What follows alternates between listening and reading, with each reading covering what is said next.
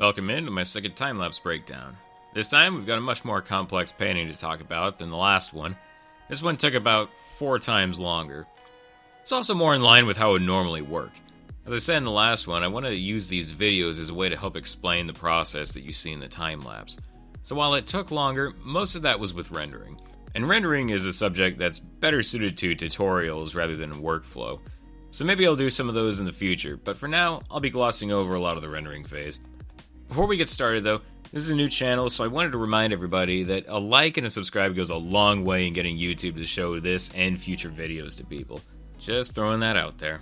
Now, to simplify my general workflow, I break it down into about 8 steps. Thumbnail, reference, drawing, value, lighting, color, rendering, and texture. The first step, thumbnailing, is unfortunately one of the more difficult to actually show. By the very start of the video, this step's already done. What a thumbnail is an extremely rough mock-up of what your painting will look like. Usually I do about 20 or so before I find the one I want to use. It's meant to be fast and simple, and usually only the artist can tell what the hell's going on in it. This is so you can check for your composition to make sure it looks good to begin with. Every non-portrait painting of mine has a thumbnail, and it's extremely useful to make sure you're not going to spend hours rendering something that fundamentally looks bad. Another step before the video starts is the reference step. I knew about what angles I wanted everybody to stand in because of the thumbnail, so I set up some general lighting and took some photographs of myself. This was useful to give me reliable lighting on Shrike's face, the rails on the bolt rifles, and some general anatomy, specifically with the hands. Usually I go a bit loose with my photo reference with Space Marines because so much of their armor needs to be made up anyway, but I try to get what I can. Now we're actually getting into the video. The drawing stage is where I draw over the thumbnail, or a rough if I have to refine it beforehand to show a client, and try to figure out things like form, anatomy, and design.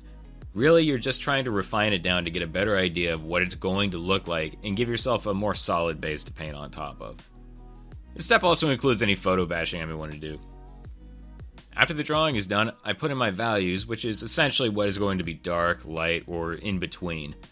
Since we want Shrike to be our focal point, I'm making sure to put a lot of contrast on him by making him a dark figure against a bright sky. Lighting is a really quick step in this one, and it helps me to make any final adjustments to my values. I figured out here that I wanted them to be backlit by the bright sky behind them, and so really it was just mostly putting in some rim lights. The main purpose of this step is to establish where your highlights are and where your deep shadows are.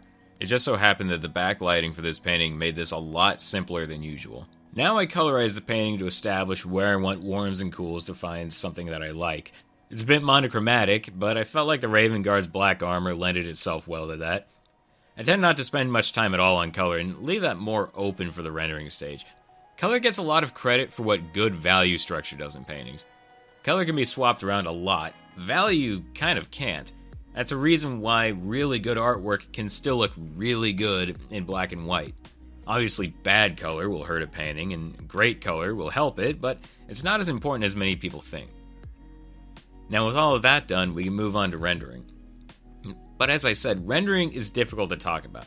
It's so specific that it's better suited to tutorials, but that isn't to say that there's nothing to talk about here.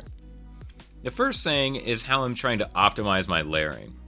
I start with painting the clouds fairly simply, just enough to get an idea of where I'm going with it. And then I start working my way forward in the painting on different layers. This is so I can go in later and fully paint the sky in without covering up anything in front of it. It helps a lot to be able to paint behind things with digital art, so I usually tend to separate the foreground from the midground from the background, and even make little subgroups in there, such as a super foreground and a far background and a nearer background. Next is that I'm letting myself deviate from the drawing a bit.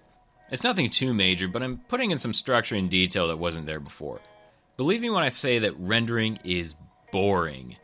You already have most of the painting figured out by this point, and you're just making it look good. So it helps to not have all the answers written down. Giving yourself some freedom to mess around and experiment a little bit during the stage can go a long way in terms of preventing a burnout.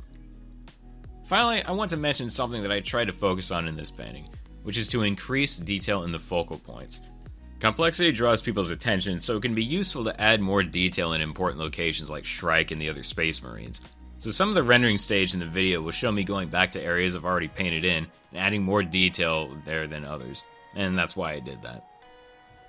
Now for the last step, texture overlays.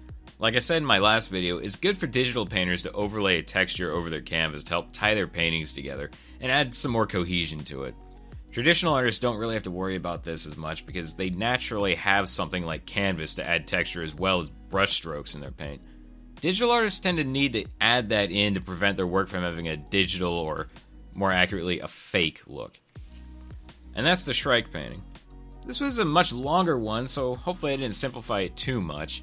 I mostly wanted it to be about my general workflow so you can get an understanding for how I work. Keep in mind, what I covered in this is what I consider to be the most important stages of a painting. I can do some tutorials later on, but I really want to start this channel off by showcasing what I think is significantly more important than just making something look real. But that's about it for this, so thank you very much for watching, everybody. Hope this was helpful, and I'll see you in the next breakdown.